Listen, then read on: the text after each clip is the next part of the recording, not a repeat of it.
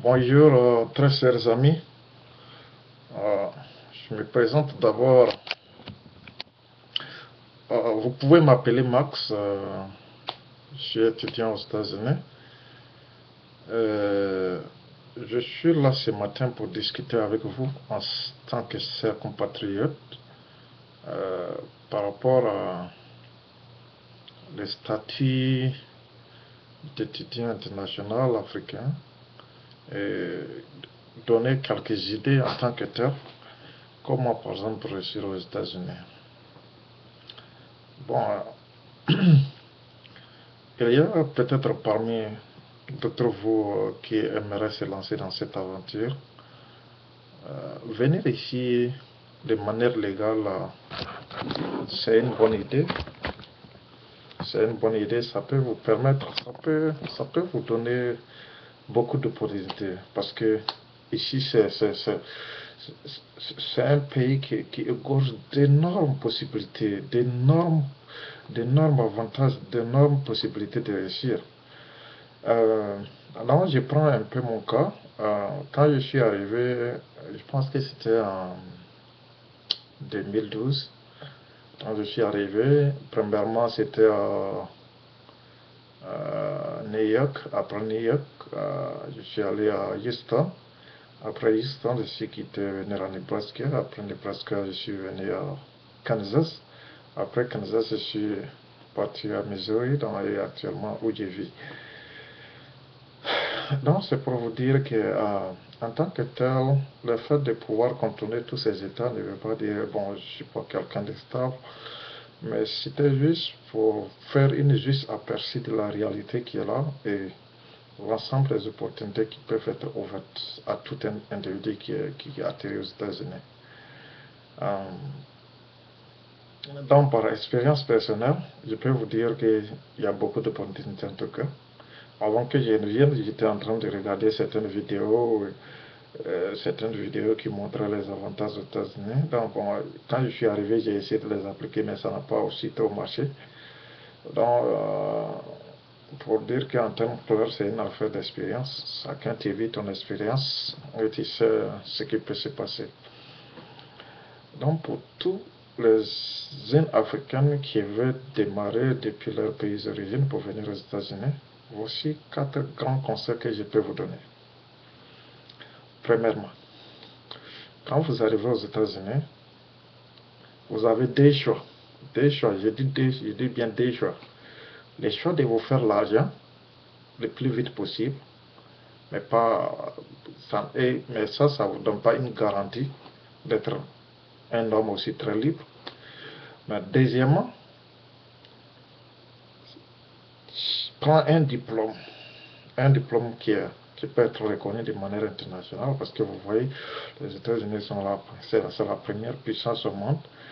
Donc, une fois que vous avez ce diplôme, c'est un diplôme international. Si vous voulez aller travailler en Australie, ça peut facilement vous ouvrir les portes. Si vous voulez aller travailler en Indonésie, en Chine, en Kuwait, dans n'importe quel endroit du globe, en Europe, en Afrique, ça peut vous lancer facilement parce que ce sont des diplômes bien reconnus internationalement.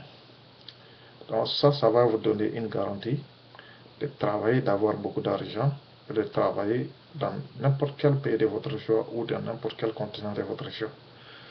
Donc bon, quand je suis arrivé, je suis tombé sur quelqu'un bon, qui aime beaucoup l'école, qui m'a encouragé d'aller à l'école malgré que mon âge était un peu avancé, parce que j'avais déjà fait 3 années à l'université avant de venir ici. Donc il m'a encouragé au fait. J'ai pris mon premier diplôme qu'ils appellent Associate Science, Associate Degree in Science, qui est un peu focalisé sur les mathématiques, la physique. Alors j'ai pris ce diplôme, j'ai gagné un travail au sein du gouvernement, ça paie très bien. Et après ça, j'ai poursuivi, je suis en train de poursuivre le Bachelor Degree, qu'ils appellent Bachelor Degree, un diplôme en géologie, géologie, petroleum, engineering exploration. Donc, c'est un diplôme qui vous permet d'avoir des connaissances dans le domaine d'exploitation des ressources minières tel que le pétrole. Bon, moi je suis focalisé sur le pétrole. Euh, donc bon, j'ai eu la chance aussi de croiser d'autres étudiants à l'université de Kansas, un Malien, et lui qui fait génie mécanique, il veut devenir ingénieur en génie mécanique. J'ai croisé aussi un qui est du Congo, il est en train de faire la métallurgie. Donc c'est des domaines très importants. Le message que je vais vous faire comprendre ici, ça va atteindre au troisième point, c'est de vous dire que quand vous arrivez, si vous savez que vous ne pouvez pas aller à l'école, vous ne voulez pas aller à l'école, ou vous êtes fatigué, ou cherchez à faire une formation très rapide. C'est-à-dire, ça peut être une formation de conduire les remorques, les heavy equipment, les caterpillars, les bulldozers. Cherchez à faire cette formation. Ça ne prend pas du temps. C'est juste peut-être 3 mois ou 4 mois, vous avez déjà le certificat et puis ça va vous ouvrir une énorme porte d'emploi. Maintenant, si vous ne voulez pas faire ça, il faut continuer avec les études. Je ne vous encourage pas, en tant qu'Africain qui est fier d'être, je ne vous encourage pas à essayer de travailler au sein des usines, des usines industrielles parce que la plupart du temps, là-bas, ils vont vous humilier, ils vont vous avez rencontré des supérieurs qui vont vous faire travailler, vous allez vous fatiguer, ils vont vous obliger à faire certains travaux qui n'ont pas de dignité. Donc cherchez à faire un travail qui a une dignité. Cherchez à avoir un certificat qui peut vous permettre d'avoir une dignité. Mais maintenant, il y a des options que la plupart des jeunesses africaines négligent, c'est la mécanique. La mécanique, vous pouvez faire la formation de la mécanique qui prend à peu près, je pense, 1 an. Vous faites cette formation mécanique, vous fabriquez, vous pouvez réparer les voitures, les remorques, les tracteurs, et puis bon, peut-être avoir une chance de les renvoyer maintenant vers l'Afrique. Donc, ça peut être quelque chose qui pourra aider l'Afrique au futur. Voilà. Donc, quand vous venez, ne vous amusez pas, surtout. Si vous choisissez d'aller à l'école, ne vous amusez pas. Concentrez-vous et en 1 mois de temps, vous avez fini. Vous allez rencontrer beaucoup de vos amis qui vont décourager par rapport à l'école. Ne vous découragez pas, c'est tout. Je vous dis, quand je suis arrivé en 2012, je pensais qu'il était trop tard et actuellement j'ai presque fini dans le domaine des génies, ingénieur en génie pétrole. Donc ça veut dire que le temps passe très vite. Il faut vous concentrer dans vos études, finissez et cherchez un bon travail. Voilà. Le quatrième point, ça concerne peut-être un peu, c'est un aspect un peu politique. Ben bon, j'aimerais donner mon point de vue. C'est par rapport aux autorités africaines, ceux qui ont le port. Beaucoup de gens, comme vous le constatez, ils ont privatisé nos ports. Le port d'Abidjan, le port de Lomé, le port de Ghana, ce sont des ports privatisés. Maintenant, comment voulez-vous, on nous parle de transfert de technologie, comment voulez-vous un individu qui a envie d'envoyer un tracteur pour pouvoir lutter contre l'autosuffisance alimentaire, puisse être taxé d'une valeur, d'une somme très colossale, à laquelle il aura trop de problèmes.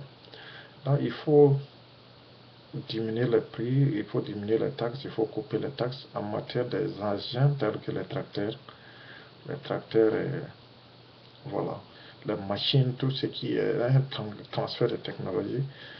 Je supplie nos chefs d'État à supprimer ces taxes-là. Voilà. Mais maintenant, quatrième point, c'était de vous faire comprendre que si vous voyez aujourd'hui que nous sommes très très en retard, c'est parce que beaucoup d'entre nous, notre formation d'origine, c'est-à-dire notre formation qui est requise au pays, c'est des formations très théoriques qui ne vous permettent pas de comprendre en profondeur les aspects physiques du continent africain. Quand je parle d'aspect physique, quand je parle d'aspect, vous m'excusez, quand je parle d'aspect physique, il s'agit par exemple, bon, je prends un exemple. Au niveau des génies de la branche que je suis en train de faire, Est-ce que vous savez que je peux rester aux États-Unis ici et puis détecter un endroit où il y a le pétrole en Afrique? Je peux le faire sans me déplacer, sans même euh, dépenser beaucoup d'argent pour les géologues pour permettre de détecter le pétrole. C'est-à-dire, quand vous prenez les constituants du pétrole, il y a des roches, bon, le type de roches qui sont les trois grands types de roches, les roches magmatiques, les roches métamorphiques et les roches ingénieuses. Mais maintenant, quand vous prenez les roches métamorphiques, qui sont des roches qui sont fabriquées sur la base des débris de long terme, c'est-à-dire des composants de débris qui se sont déposés dans des bassins ou dans des eaux profondes, à long terme pour pouvoir, suite à des modifications ou à des trucs chimiques, des réactions chimiques qui peuvent le transformer en pétrole. Maintenant, une fois que vous détectez ce genre de roches dans une région donnée, la probabilité que vous trouvez une ressource minière dans cette région est très très bonne. En tout cas, le minimum est de 43%. Donc, qu'est-ce que les gens font? Actuellement, la technologie, il existe un logiciel, le logiciel de GIS ou c'est des logiciels qui permettent de détecter ce genre de roches dans des régions données en Afrique.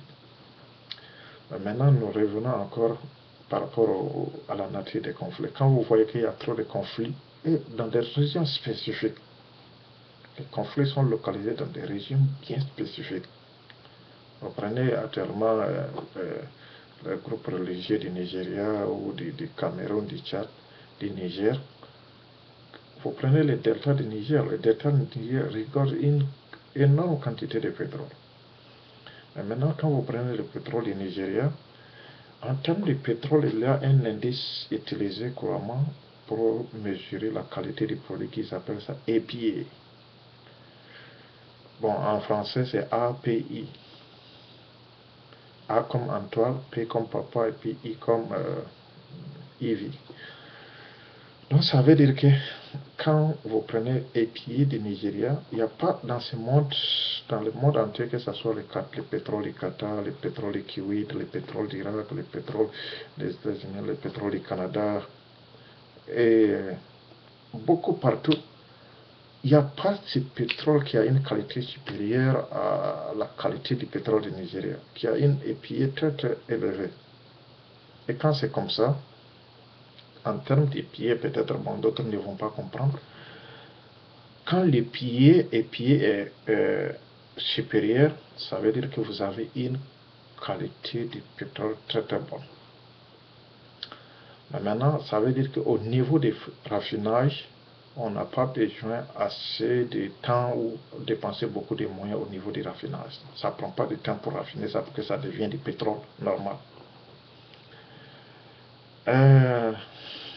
C'est un processus aussi qui permet d'extraire le taux de soufre dans le pétrole brut pour donner du pétrole naturel. Voilà. Mais maintenant, il s'agit, en fait, au sein du nord du Nigeria, il existe ce pétrole qui contient un minimum de soufre. Ça veut dire que le pied est très élevé. Ça veut dire qu'on n'a pas besoin, c'est un pétrole qui a une très bonne qualité. On n'a pas besoin trop de temps pour les raffinages ou de mettre trop de moyens dans les raffinages. Maintenant, j'ai élicité cet exemple pour que vous compreniez que, en tant que jeunesse africaine, tant que vous ne comprenez pas ces genres de trucs, vous ne pouvez pas comprendre la nature des conflits en Afrique.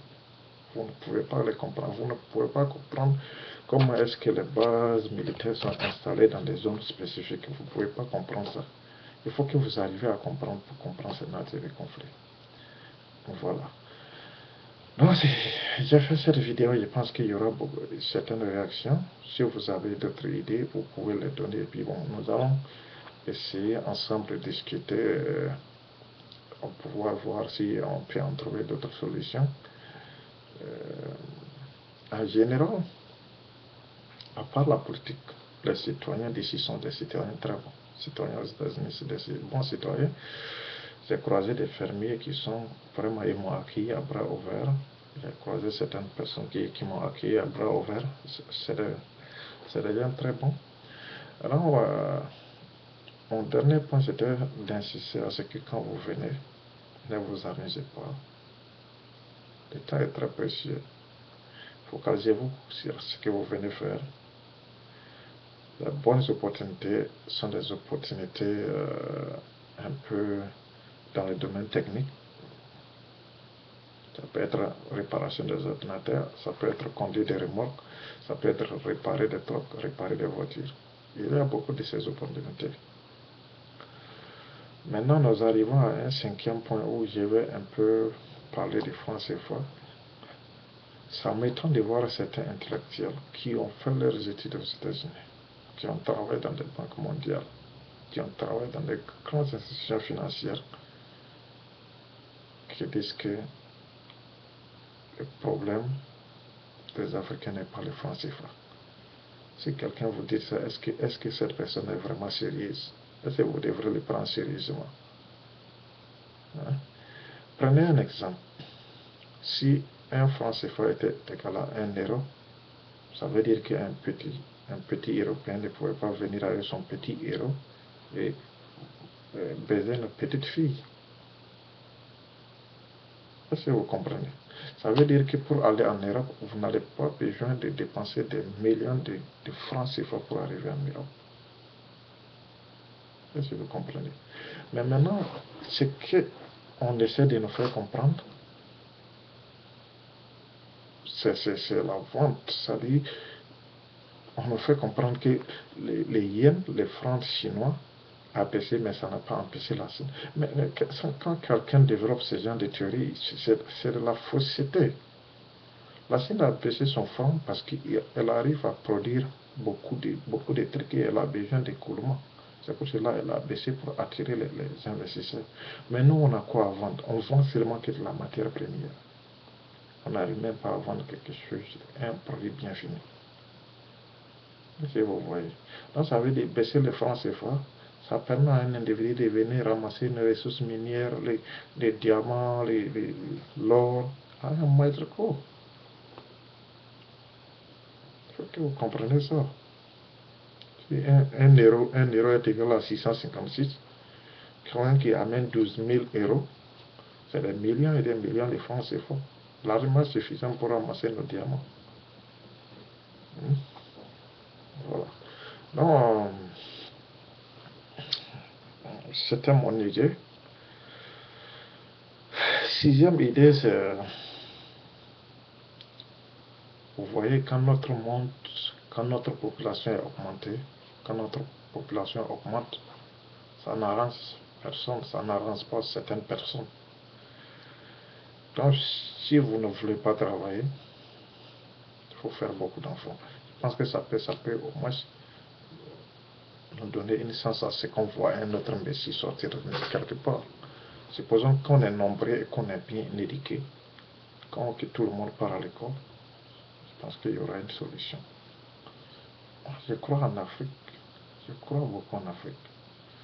Et maintenant, tant que les choses ne changent pas et tant qu'on reste comme ça à être soumis, nous sommes vus comme le peuple le plus, comment je peux dire, le peuple qui souffre le plus. Et cette souffrance est une souffrance éternelle. Quand je dis ça, quand vous avez la peau noire, vous rentrez dans certains endroits, vous êtes détesté pour rien. Tout simplement parce que vous avez la peau noire. Vous êtes détesté pour rien parce que vous avez la peau noire. C'est une souffrance. Est-ce que ces gens de souffrance, on peut éduquer ça?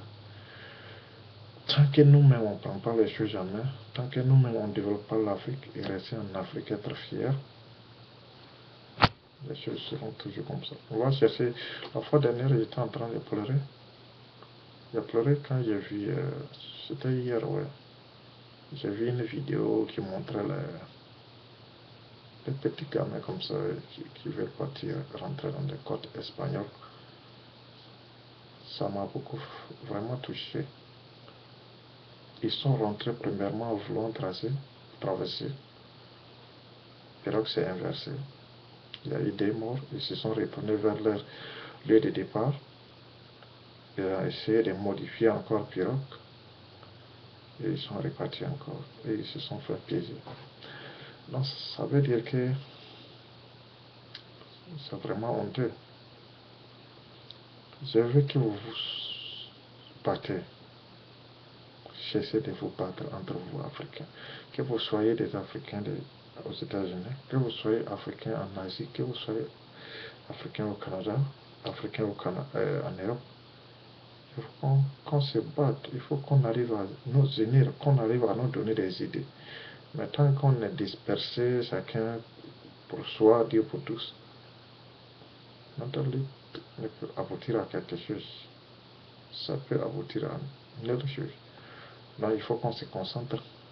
Voilà, si vous avez certaines suggestions, certaines informations, n'hésitez pas, il faut qu'on les partage ensemble et puis voir dans quel lancé on peut atterrir. Merci et bye bye.